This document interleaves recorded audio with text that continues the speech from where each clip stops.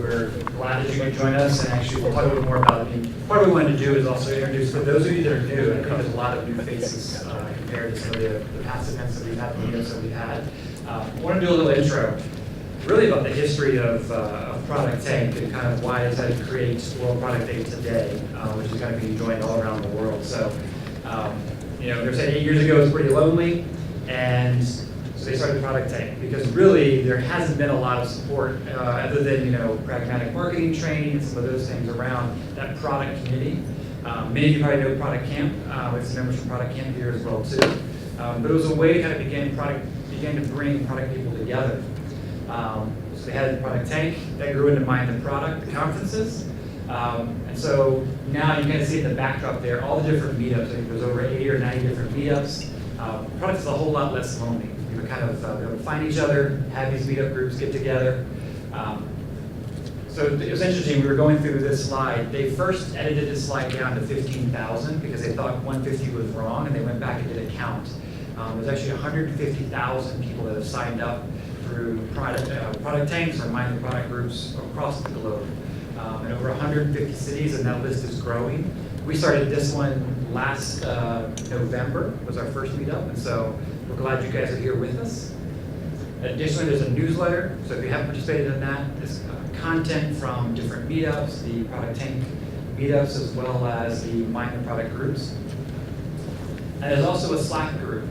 We've got our own, so if you join the Mind the Product Slack, and you can sign up here, Area RTP is a group that we've got as well too. So some conversation going on, as well as all the different Mind the Product groups, active conversation, global conversation, everything from processes, tools, tips and tricks, lots of information going on in the Slack group as well.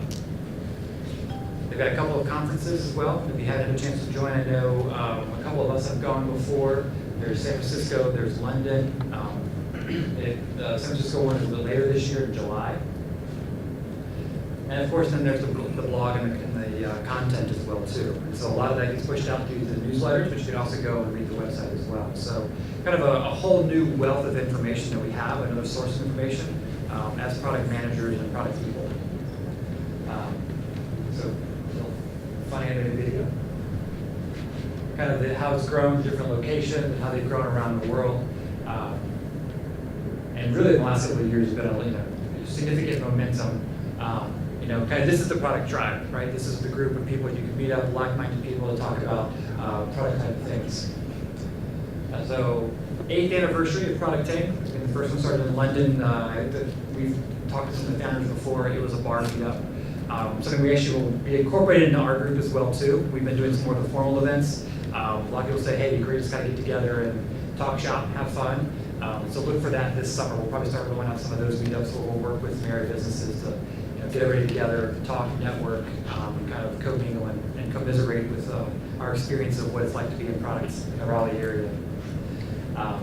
So hashtag-wise, World Product Day, Product Tank RTP. If you feel like tweeting things out, you've always got those going.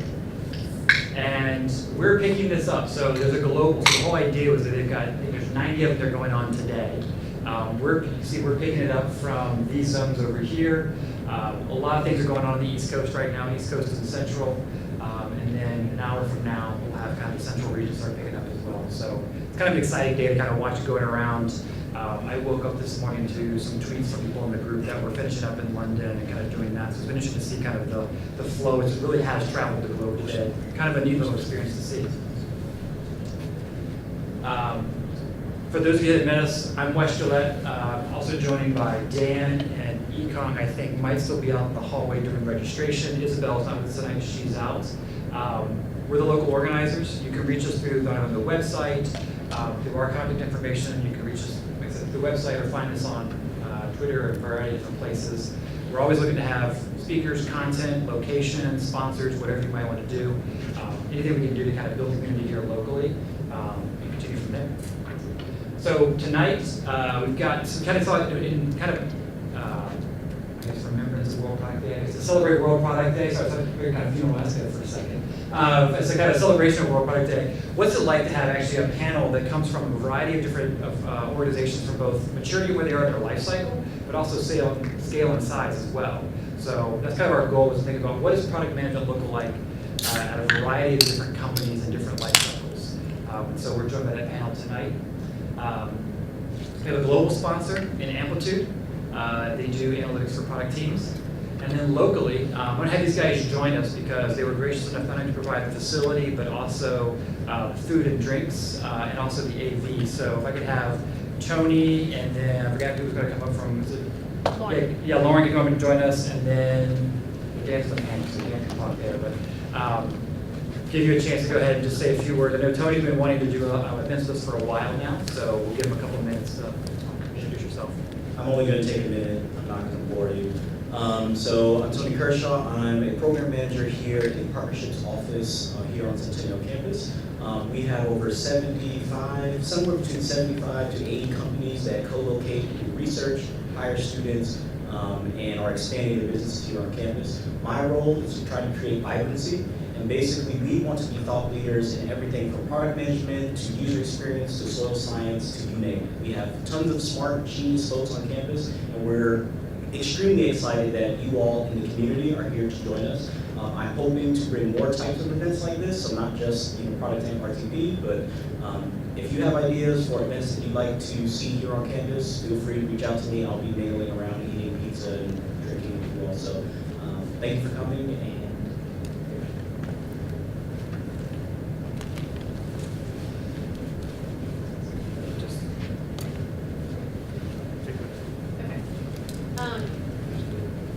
So thank you, everyone. We're really excited to be here, and it was exciting that a lot of you were familiar with Pendo. And I'll share a little bit about what we do, but I wanted to first talk about sort of what the background and why we're doing what we're doing. It's really driven by a few themes that we're seeing, and you guys are probably seeing in the industry as well. And that first theme is that users today of products are accessing the products across multiple channels, across their mobile devices, across web apps, etc. And they're expecting that experience to sort of pick up where they left off. The second theme that we're seeing is that all these experiences are super personalized. If you think about logging on to your Amazon account, Amazon's predicting what you might want, right, based on what you searched for in the past, your demographics. So organizations are really using data to personalize the experience. And that's becoming an expectation for users in a lot of cases. And then the last piece, this theme that we're seeing and what's driving us to do what we do is that most organizations are moving to the subscription-based model, which is great for a lot of us, but obviously it increases competition. The barrier to entry is much lower, and the switching costs are much lower as well. So providing that value really, really quickly is extremely important. So a little bit about what we do specifically, if you all aren't 100% familiar. So Pendo, it starts off with understanding what the users are doing in the product. So your standard behavioral analytics, what are they using, what are they not using, what are the paths that they're taking, where might they be hitting friction points.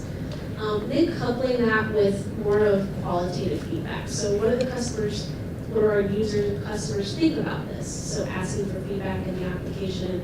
Once you can marry that quantitative and qualitative, you can start to answer a lot of questions. But what Pendo does, it's different than a lot of organizations. It gives product teams, without the requirement of engineering resources, the ability to actually take action on that. So with things like personalized guides, walkthroughs, in-application messages, those types of things. That's more operationally, but also from a strategic standpoint, those questions that are answered in the analytics piece and the qualitative feedback allow you to make more sort of informed decisions when it comes to your roadmap. So it's a little bit about us. We'd love to understand more about you, what you do, your business. We have a little booth out there, so look forward to talking with you.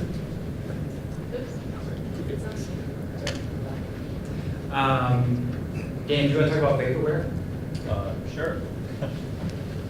Hi, my name's Dan Moore. Some of you have met me before from some other events, but I run a software development and design consultancy out of downtown Raleigh. We are one of the sponsors of this event, as well as just organizing and love being a part of the community. So we'll hear more as we talk to them. Awesome. All right, speaking of our panel, let's get on to the main event. So we're joined tonight by an awesome panel of local companies, and you can see here, we're going to let them introduce themselves, but we also got the order correct as well, which is awesome. So they also line up with where the city. So that was the plan, and we executed it perfectly. So the implementation matched the requirements. So with that, yeah. So with that, we'll let the panel get started, and we'll turn it over to them. And I think we're going to do panel, and then kind of for questions as well along the way. Right? Yeah, definitely. So I just have a couple of questions that I've already written down, but at any time, if you have questions, just raise your hand. Can everybody hear me okay? I didn't get some nods. Hopefully. Cool. We can go to mics if we have to. Yes. So if at any point you want us to repeat something, just let us know, and we'll get to it. So thank you, Wes. Excellent. So I'm going to start with the other Wes, Wesley Burke from Learn, who's the Chief Product Officer there at a local startup. Has anybody heard of Learn? Yay! Okay, excellent. Excellent. So a few people. So my first question, I have two questions. One, could you tell us a little bit about your background, how you got into product management? And two, what is your favorite product? So, Wow. try that. Without starting off with softballs. No, that was Yeah, so my background, I actually come to product management from customer-facing roles. So for the last 10 years or so, I've worked with different education organizations, school districts, universities, colleges, mostly around using data to make better decisions. So I worked for IBM for a while in their predictive analytics division, worked at Chicago Public Schools as a data analyst, and then my first role at Learn was actually to lead the customer success and implementation team. But in working with our customers, I have a unique perspective in terms of what they care about and what they need and how we might adapt the product to address some of those things. So it was a natural fit for me to take on the product role when we as a company decided that was a necessary thing for us. We're still a pretty small company, so up until the beginning of this year, we had like a three-headed product management monster between myself, our CTO, and our CEO, and that has become as the company grew, that just wasn't going to work. So I moved into the product. favorite product. Yeah, geez. That's a good question.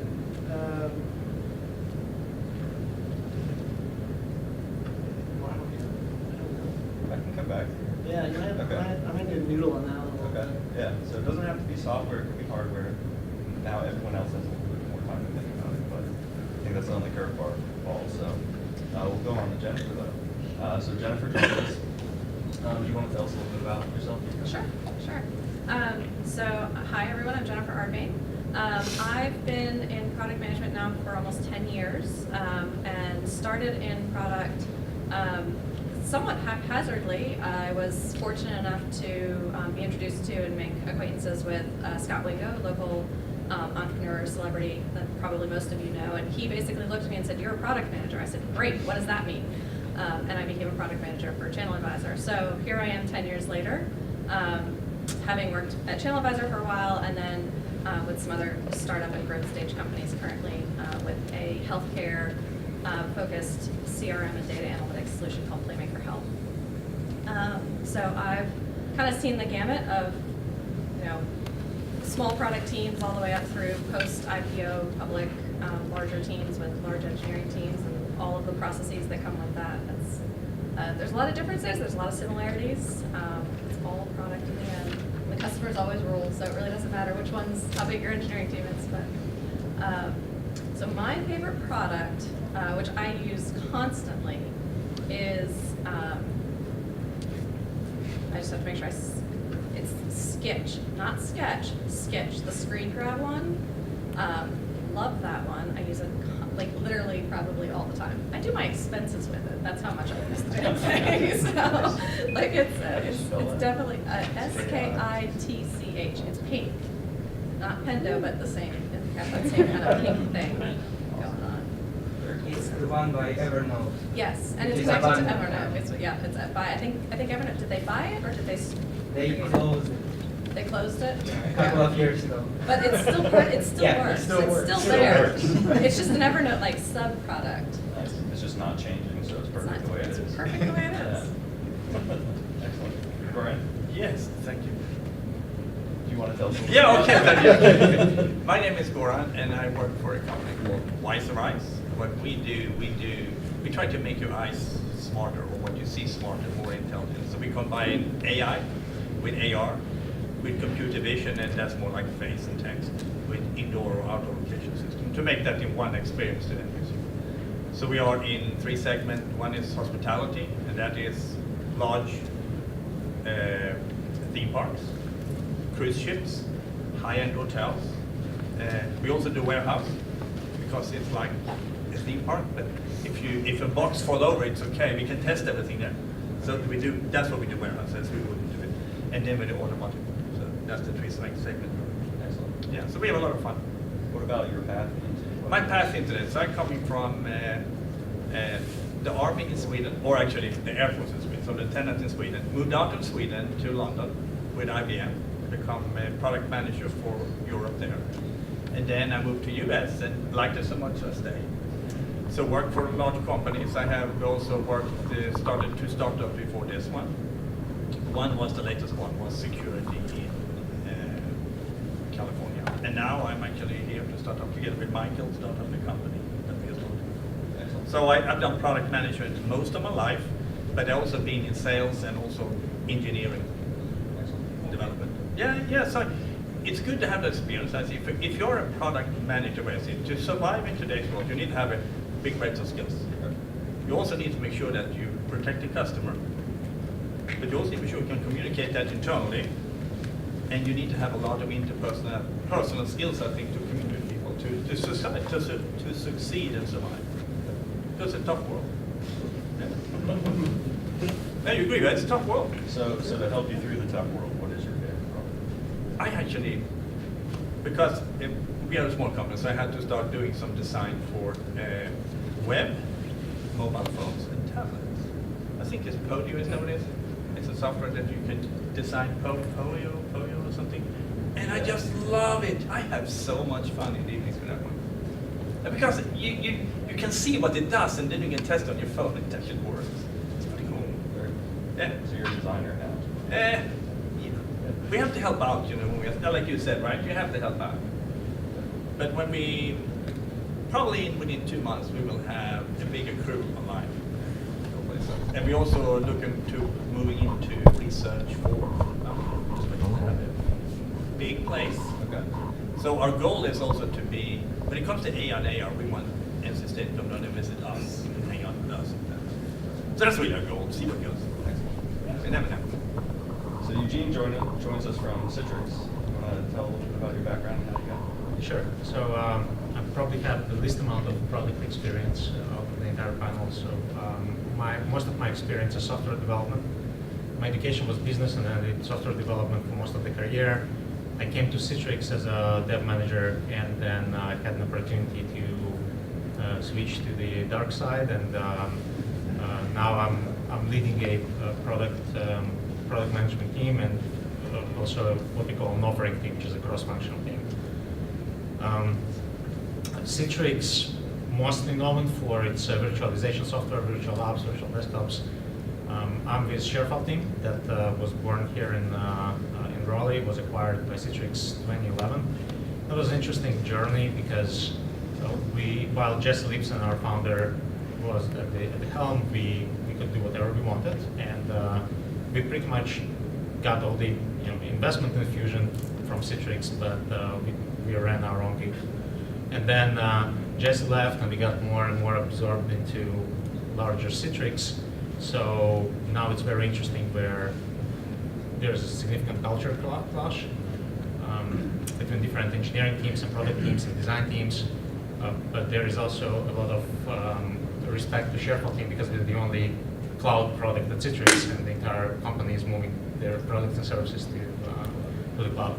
So yeah, that's the path. Yeah. In terms of favorite product, so it's not a product that I use a lot, but I used it a little bit for some time, a couple of years ago, and I have huge respect for it. It's Amazon Web Services. And the reason I respect it is because these guys figured out how to make something fairly complex, super simple, super consistent. You move from one service to another, from like one area of AWS to another. Things just feel familiar, they're simple, they have the mechanism of gradual discovery. Just they kind of nailed it from a design perspective and usability. I wouldn't consider that. Like, AWS is I wouldn't either. two words are not mine. That's But- some of the other tools, you know. That's why I know respect some other them. people, yeah. I know some other It's developers okay. that. And also we love Pando, by the way. Okay.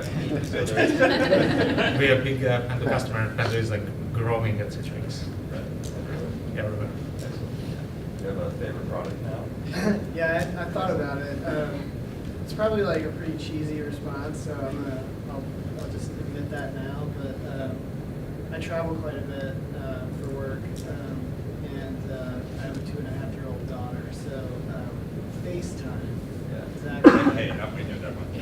That's a good one. it's like one of the best things in terms of being able to check in with my daughter when I'm on the road. And like I said, pretty cheesy, but like without FaceTime, I don't know how we could do that. You don't have that connection there, so the personal element behind that. Yeah. It's cool. It's pretty awesome. Very cool.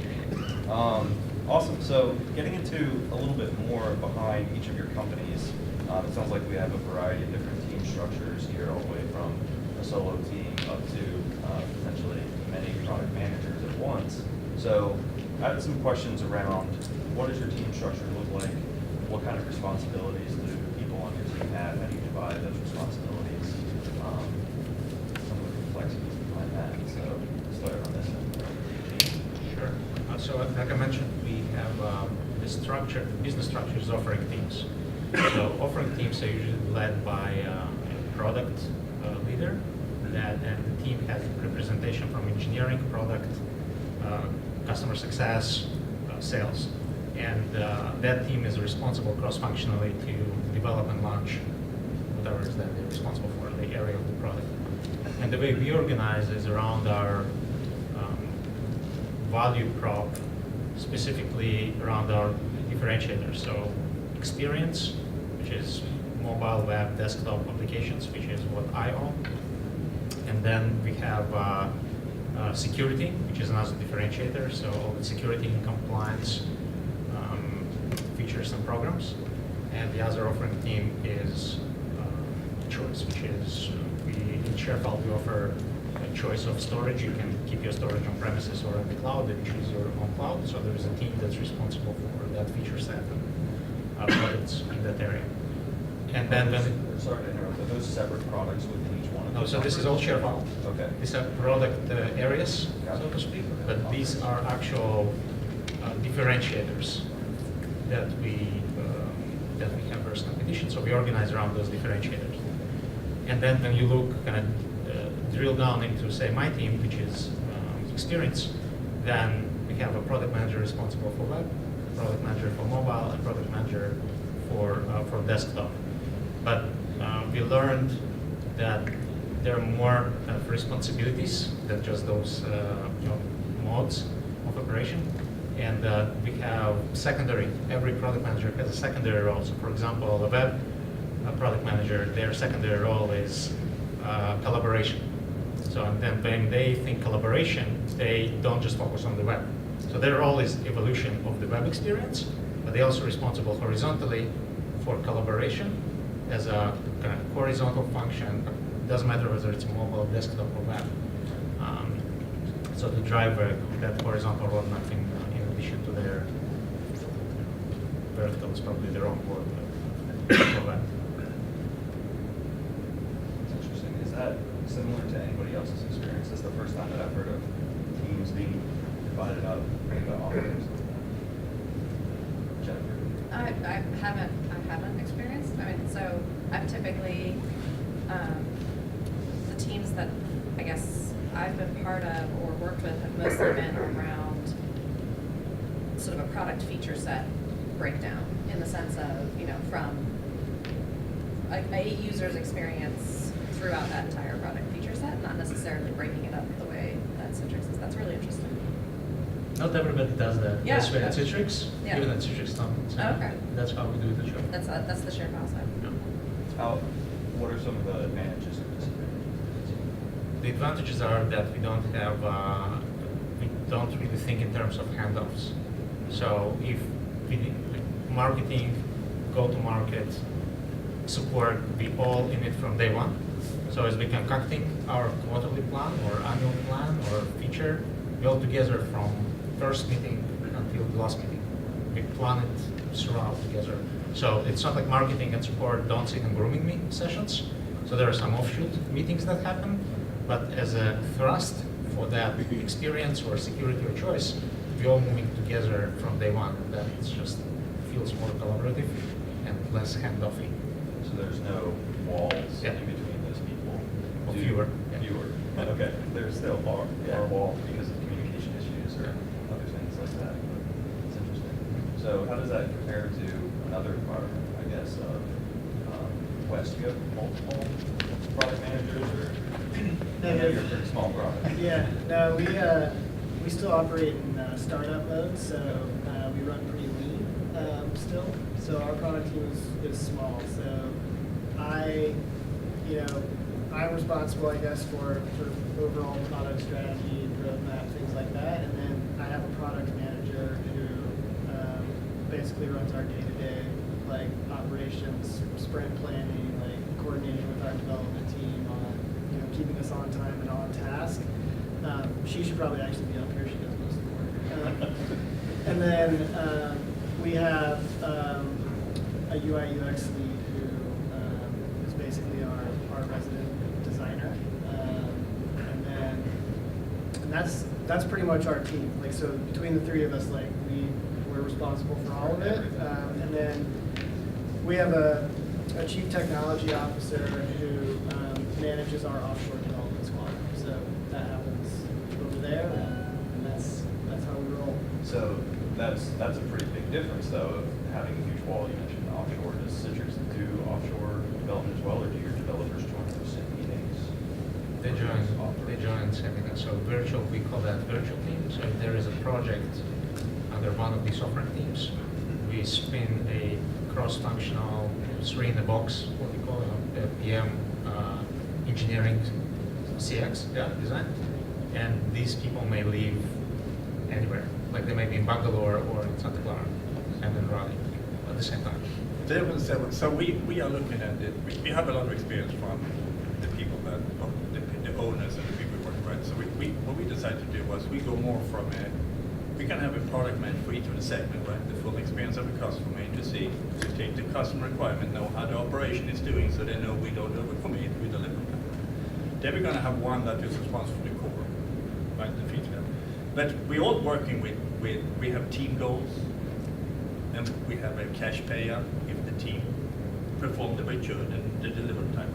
Right. So that's how we want to drive it forward, to have a little different environment, because we have been sitting in more like you have, right? We haven't been so segmented, but we have a virtual team over the world, because we're probably going to be 30, 40 people together, right?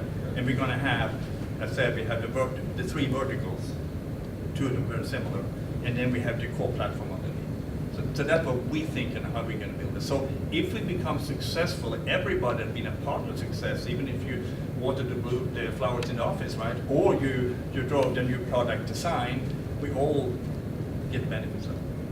So are you divided in those verticals? Yeah, they will, because the customer requirement is different. So they will be responsible for the vertical, but we all work together, but you're responsible for your requirements. See, how did, for example, the automated customer requirement fit with the one in the theme package? It may be the same. It could be the same, could be different, right? There could be something that needs to be changed in the core platform at the bottom. Maybe not. The API is still working fine, right? So that will be a little different. So that's what we think of doing, too, because we want to build an environment that people love to work in. That's what we try to do. We try to build it that way. Is it going to work? But we're going to take what we have learned, because I have lived a long time. as you probably have noticed already, right? So we want to make sure that it's going to be a place where you go to work every day, right? You say, this was the freaking best. Oh, sorry, that was the best thing at the end of the day. That's all what we try to create, because we have control of that environment now. 4 years from now, we may sit back there and tell a different story. I don't know, but we really try hard. So that's the focus. Yeah. So we also going to hire a product manager, just so you know later on. So if you're interested, take my where I'm coming from, put com afterward, and then we're done. Yeah. If you want to work there, you don't have to. If you want to. Do you see any concerns in the fact that you have these verticals? No. So that they don't cross-pollinate? Because No, I was in a company that started out like yours with that, and the biggest problem is as it gets bigger, the politics play and it becomes silos. Yeah. So you could be right, you could be wrong. But I don't argue with you. But what we try to do is to put the people there. So the way we hire people is, we do normally 6 months to hire until we know you. So you don't get on board until we know that you fit. Because it's all about personalities, right? Exactly. You can learn. Yeah. So that's what we do first, right? The other thing is also we try to do the verticals we have. We try to get somebody has to be responsible for delivery to the customer. There has to be somebody. It can't be everybody, because you know what happens if everybody's responsible. Nobody do anything. That's our job. So we try to make a tight team, so everybody going to be informed what's going on everywhere to make the best possible decision. The customer, but also what resources do we have available? Can we promise that to the customer? We can't, because we are so choked up in the theme park here, so the automotive over here, that's not going to work this week. You know, because the resources down here, that's going to be constrained. Are they 3 separate products? or- Now the interface will be different, right? So we're going to have the backend is exactly the same. The interface and the responses will be different. Do you have a team for that backend? Or Yes, there's a team for the backend. Okay. We're building that team for the backend. Does it also become the same team that does the vertical work? Or is it separate? Probably not, because they're going to be requirement. For example, we say we're coming in from the theme park. We need blue, blue, white, right? Blue, blue, white, black, right? For example, whatever comes here, right? We have blue, blue, red. Oh, we didn't have black. Okay, that need to be changed down here, so everybody can get the black thing coming up, right? So we need to have a team. But that maybe shrink and go like this. Maybe a resource be moved over here because we need resources to be adjusted over here.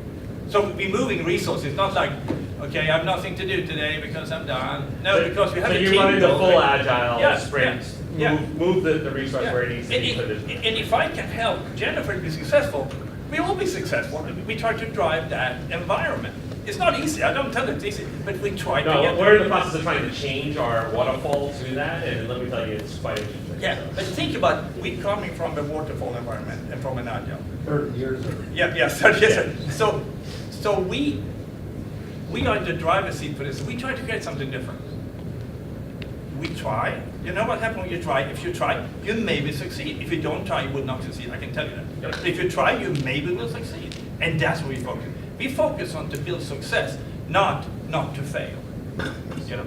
Okay, anyway. No, sorry. Jennifer, I wanted to talk about your experience. Is Playmaker large enough to have separation of teams? No, not officially. So, so we have a relatively small development team, and the company itself is still relatively small, even though it's about 8 years old.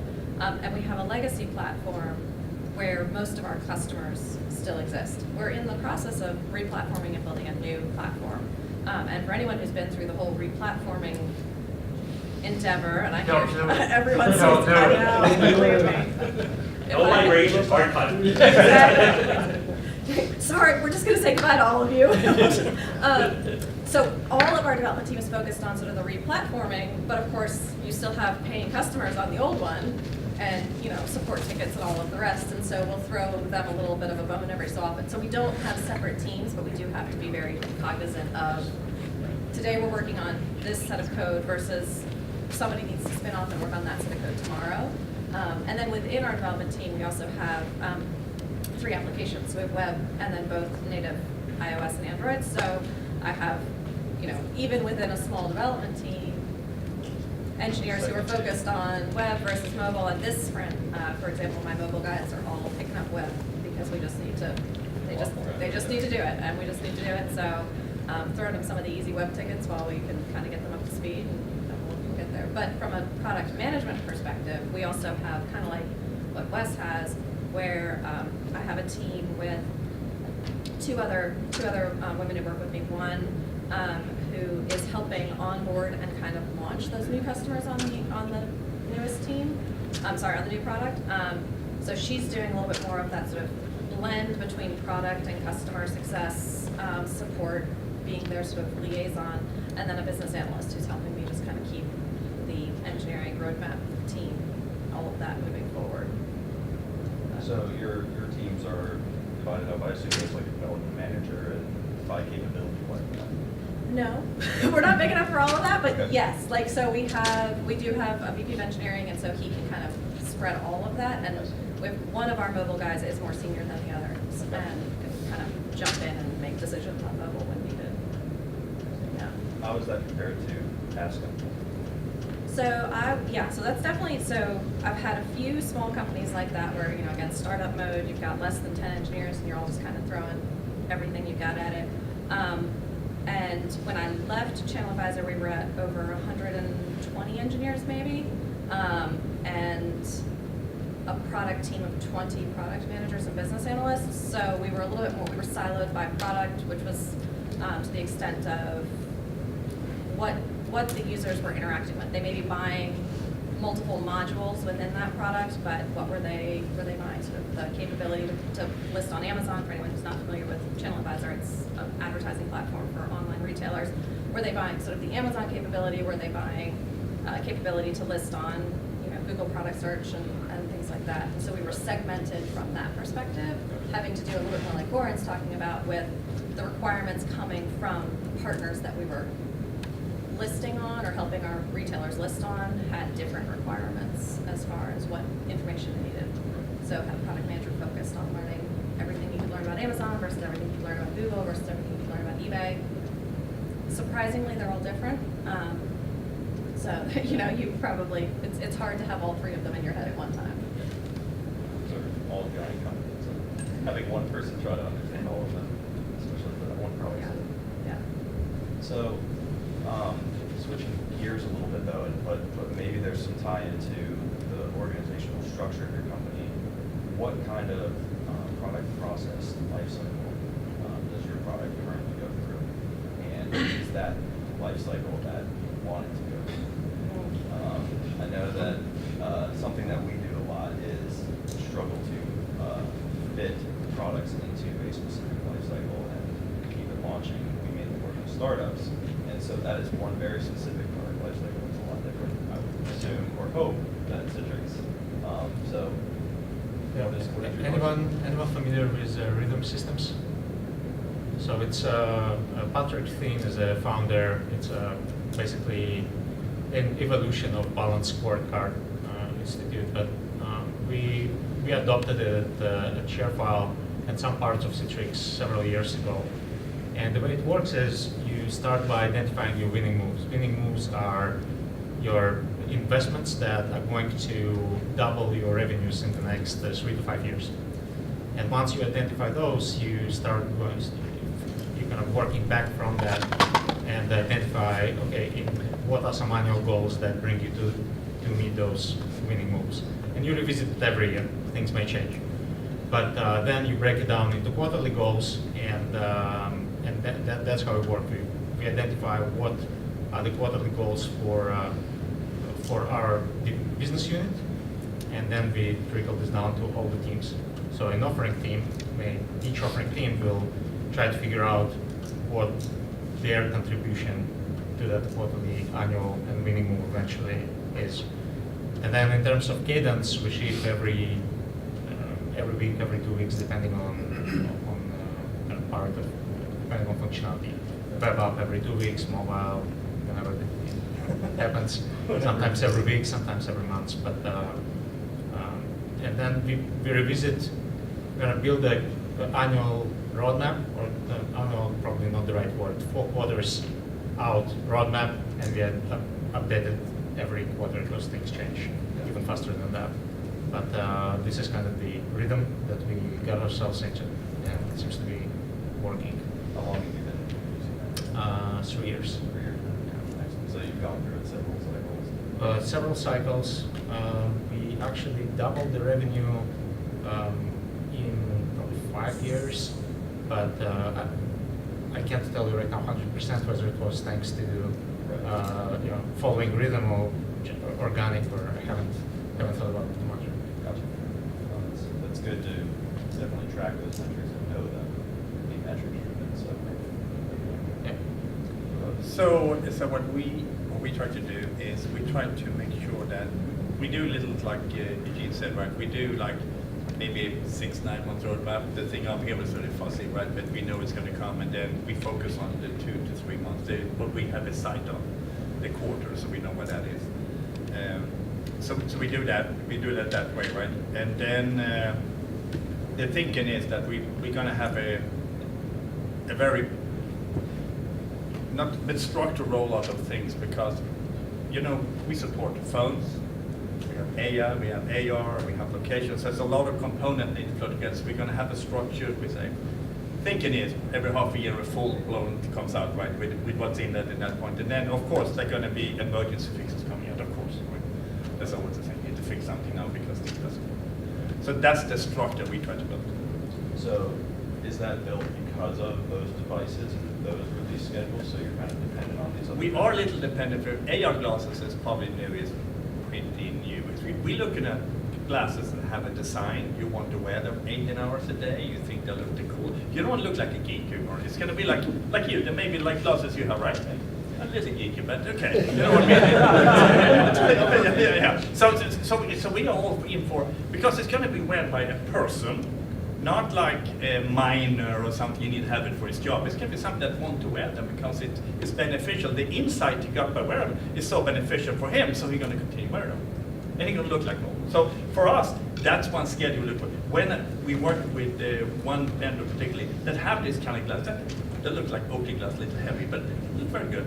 So there will be new one coming out, and we have to follow that, because in the segment we are, it's going to be very driven by the look and feel. So that's going to drive a little bit. But then we have a feature set that's going to come, right? So we're building a platform, so regardless of the glasses we have, we then have to merge into new glasses and do some adjustment, and it's going to work fine. So we try to be free from the hardware, but you're always related on hardware. If you run on hardware, there's going to be some tilt back and forth. You know how that goes, right? It's always some tilt one or the other. It'll tell you where you're going to go. So how do that seems like a pretty fast pace. How do the customers keep up with that? So what we do, that's where we have the people that's going to be customer feedback. So we're gonna when we talk to the customer, we're not gonna tell them what we're doing 12 months. We can tell them what we're doing in a quarter, and get that logged in, that's a feature they need. So we are all customer driven. Right. It's not like we sit and say, think if I can do a blue thing, let's send it down and see if someone likes it. That's not what we're doing here. If the customer wants the blue, yeah, you get the blue, because that's what we're gonna do. So if you're developing something that's blue though, and the customers that you're already supporting don't want it. But we know that early on, so Okay. we know it early on. So there will be, so even though, and the tricky thing, even though the three segments looks very similar, very different, they're very similar. The back-end feed is exactly the same. They're going to be turned on and off up here. So if we say, for example, the theme park wants blue, the ultimate doesn't care about blue, they will never see it. It's still there, but they will never see it. It's not like we're building a different platform, and that's going to be very complicated. You know what, when we have version of software that's like a mess. We've been there, haven't we been there? Yeah, that's that mess. We don't need that. And we're building something new. Congratulations. We're going to carry all the old things over, and everything's going to be new. Turns out to be 12 months late because nobody knows to do it. Better to scratch it and start, from my perspective.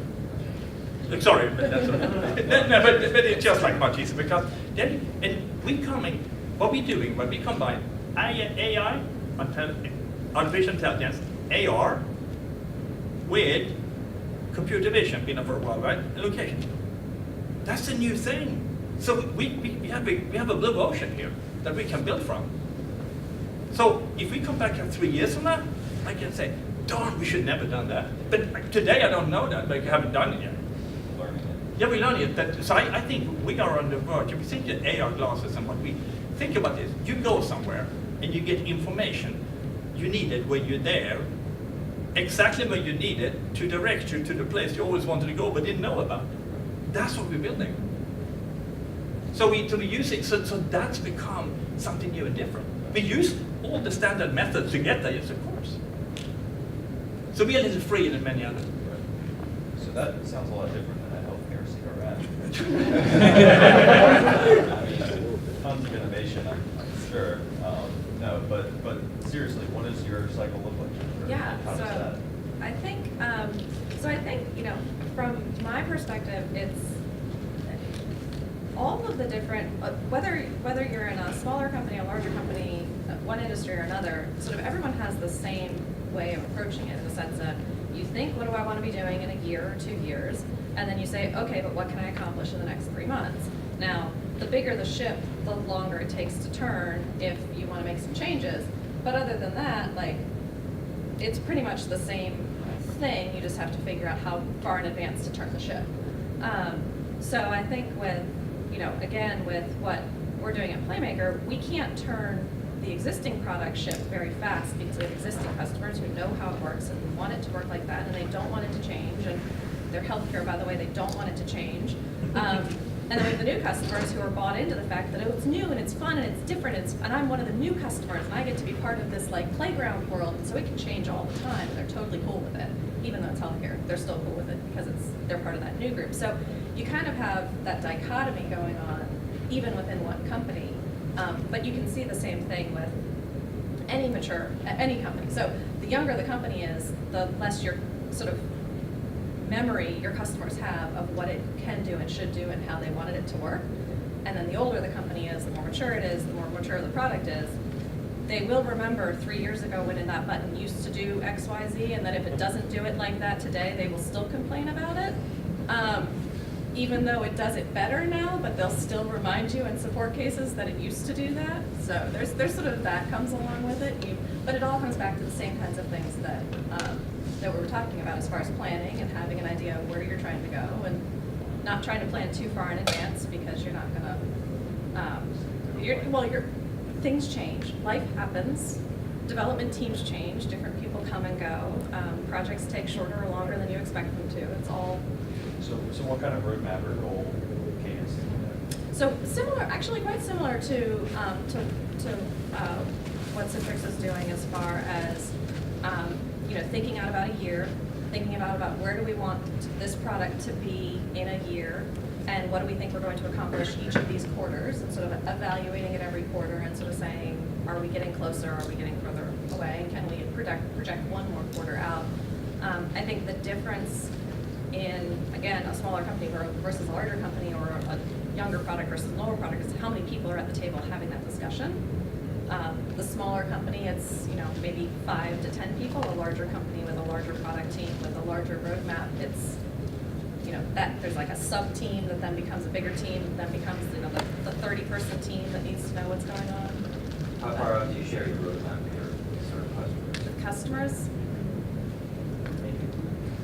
Customers, as little as possible. 1 quarter? 1 quarter, 1 quarter is probably about as far as I'll ever tell someone, because they'll remember, again, they'll hold on to, oh, but you told me the blue thing was coming. Well, the blue thing's not coming anymore because, well, we decided the purple thing was better, and so I try and make sure that I have some level of confidence that it's gonna be there before I tell a customer it's coming. And across both your customer sets, your new ones that are early adopters and your old ones that are same 1 quarter out? Yeah, definitely. And even, and whether it's mature or new, I think it makes it a lot easier for when you're trying to deal with sort of customer feedback and conversations. You guys tend to use a lot of plan of intent and plan of record to be able to help control that as well with the like the flaring of roadmaps. Like one of the things that I see a lot with roadmap and hard to be able to control that much, especially where we deal with service providers where I'm from. So they want to see 6 months, a year, 5 years. Right. So one of the things that we've noticed that work really well is making sure they understand what a plan of intent is versus a plan of record. Yep. So that this way you're pretty much thrashing your plan of intent every month just about, based on when you're chasing the dollars, right? Yeah. And I'm sure at a startup you guys are probably chasing the dollars more so than we are. Right. Yeah, I think you've hit on something really really important, which is who is your end customer, because a consumer is very forgiving if you don't make your roadmap an enterprise organization that's small and doesn't have to put money, 6 months, a year out into something is also mildly forgiving, but they'll remember. But an organization, whether it be a government or a service provider or a healthcare agency or an organization like a hospital that needs to put millions of dollars down multiple years in advance, they want a commitment that that's coming. And so you also have a wide breadth of how far in advance do you have to commit to something, and that goes also to sort of agile versus waterfall and how agile is your agile when you've got You mean fragile? customers. Right, exactly. When you've got customers who have already, you've already committed that in 2019 you're going to deliver X, Y, Z. Like, do you find yourself using writing tools to be able to do that tracking appropriately, or how do you find to make sure that you don't lose those? Because that's one of the biggest things I'm having trouble with my team now is trying to teach them how not to lose those customers as they're rejigging their roadmaps. I haven't used anything necessarily that I can think of that fits that. I know there's a bunch of different road mapping tools out there, and I've tried them all at different points in time. They're all good. They all have, great pros and cons to them. I think it's less about the tool and more about the content Yeah. inside of it. Yeah. That's what I'm finding. Is Yeah. Just being very specific. we've tried several. We've settled in on AHA, Yeah, but AHA is it's a all good one. about how you use the attributes. If you don't use the attributes appropriately, it'll always get lost. And it's Yeah. one of the most interesting things that we've seen. Was that sir? Data in, data out, Yeah. making sure it's going in, well formatted, understood. That's the biggest problem though, Yeah. is when you take a whole bunch of people from different backgrounds or product management, they all have their own things. Yeah. Their own way of entering it, their own way of tracking things in there. You have 1,800 tags that everybody. That's exactly the problem that we're trying to dump right now. Creating new tags on tags. So Wes, I just wanted to give you the opportunity to answer the product lifecycle question. Yeah, we have a 2-year roadmap, but to be frank, like, I wouldn't bet the house on year 2. Like, so Why did you choose to have a year two? ultimately, it's so that we can provide some sort of like long-term product vision to our internal stakeholders, not necessarily like external. And so it gives them a sense for where we think we're headed, and like bigger picture. And to be honest, like the stuff in year 2 is like higher level. It's not super defined. It's sort of higher level stuff. But the intent is to just give people a picture of where we think we're headed in terms of like where the market's going and what the customer need is and things like that. But we have roadmap meetings basically monthly, so we're constantly adjusting the thing, just to figure out like where we're at, and if there's any new intel we get from our customer success folks or our sales folks or whatever that looks like. And so we're constantly making those adjustments. Are you happy with that cadence, or do you wish it were longer, or? That's a good question. I being a younger product, like we, up until recently, we were still trying to find like the right product market fit, right? So like we were still in that stage. So we were testing a lot of stuff. A lot of the stuff we built early on is sort of like, the V1 of like, let's build the MVP of this feature and put it out there and see like what kind of uptake we get on it. And so now that we're seeing those features actually be used, we're having to go back and say, okay, well, we need to like, make that a thing, as opposed to this like super minimal thing. So, and then balancing that with the fact that, we're getting feedback from customers, we're getting feedback from like the market and our internal stakeholders on new things we need to add to the platform to continue to meet customer needs. So I would like to be able to balance those things a little bit better than we currently are, but it kind of is what it is at this point. We roll on 3-week release cycles. Sometimes that takes a little longer than 3 weeks, but that's generally the idea. So That's great. Maybe on the topic of roadmaps, because I think we all struggle with that, and it's something that we tried multiple tools and different approaches. And recently we have a new VP of product that brought a different approach that I feel like works much better than anything I've seen before, which is we pretty much use Excel. But what's really interesting about it is Excel. But really what's interesting about it is the investment thesis, right? So he brought this idea of investment thesis, and it's also what Marty Kagan suggested in Inspired, if you read it. But basically, we decide what percentage of our R&D invest will go to strategic, tactical. Sorry, we just did the same thing. Right. It makes a big difference. Right. I'm laughing because it actually helps. So strategic, tactical, and we have technical debt, and then innovation, because it forces you to think and then look back and assess whether you did what you thought was right. Now, for every product, it will be different. For us, it's 40, 40, 20, 55, whatever. For every product, a different stage, it will be different invest. But then, all of a sudden, engineering comes to meetings, and they say, hey, last quarter we had a spike of support cases, and and we had to catch up with the automation suite and whatnot, and we consumed more than we anticipated on technical debt bucket. We never had even conversations like that. It just happened somewhere, not visible, and all of a sudden, all of this is visible. So then, one quarter you didn't account for something, and it's more than 40%. But then, annually, on average, you want to look back and say, yeah, I was almost there. So then, what we do is then within each of these buckets, we break it down by quarters. And engineering basically says, here are 5 things that we guarantee we can deliver this quarter. We call top 5. Everything else, like if there are engineers who are not assigned to those top 5 things, they're not going to go golfing. They're going to work on something that's next in priority, but we're not going to guarantee any delivery. So what happens then, they guarantee 5. Everybody else hopes for 15. They end up delivering 12. That works amazing. And that particular aspect, even before this investment strategy, we had for the last 5 years, and it worked just a miracle. Because once you tell the rest of the org to expect only 5, they know to expect only 5. But then when they also know after a few quarters the engineering actually delivers 10, they stop complaining about this, that you tell them only 5. But what it helps you also, it helps the entire org to make decisions, because once someone wants to have a meeting or it wants to pull a resource and architect for a meeting or scope, is this one of the top 5 things that we're working on this quarter? No. Okay, we need to optimize for 5 things. We organize first to deliver these 5 things. And everything else, well, it doesn't happen. We just told you it's not going to happen, or may not happen.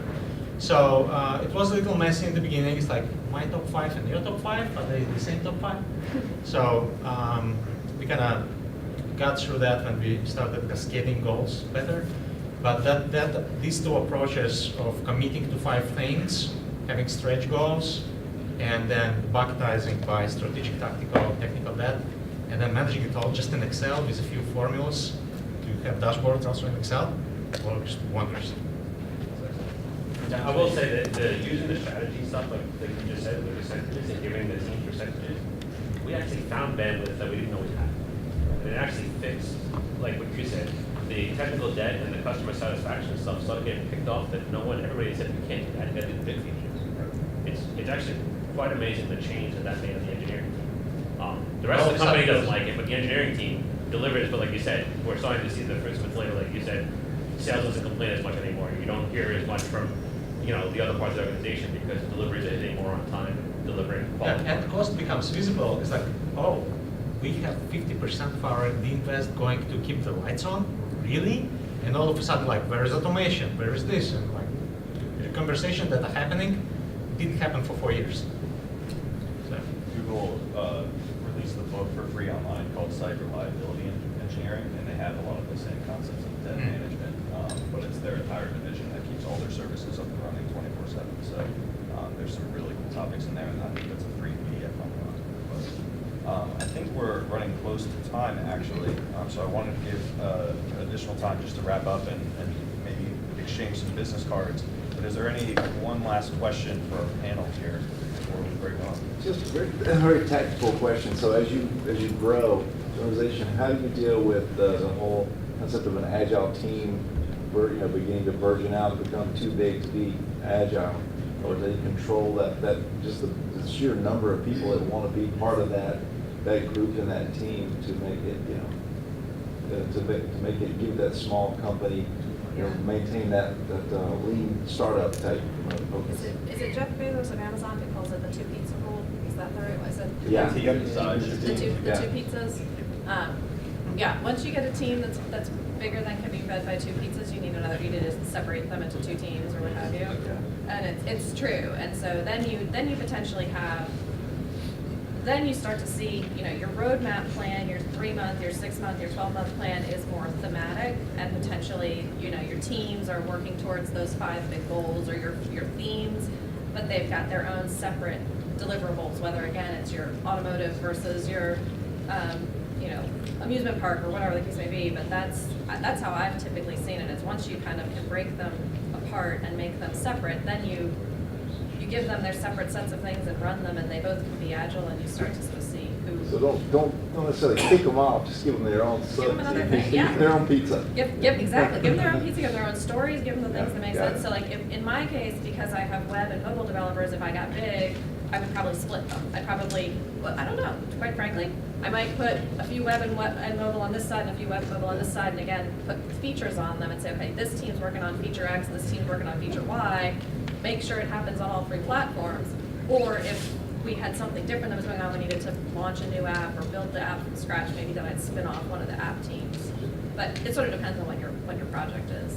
So you can support Jennifer, we're going to do the same. If they're too big, split them up, give them 2 tasks, that's a little different. So now they're going to be 2 teams, and if they get too big, split them up again. And I mean, you maybe have a big thing that you can make it smaller and smaller the further down you go, but so the team has a goal that they know what it is. As long as they're not all sharing the same resource pool. Yeah, exactly, Then that's yeah. good. But that was Okay. understood. Okay. Thank you. Well, I wanted to thank our panel for joining us today, so thank you I very have much. one more thing to say. Okay. I really, really wanted to come back within a year and show you what we've done. Okay. That's what I wanted. Okay.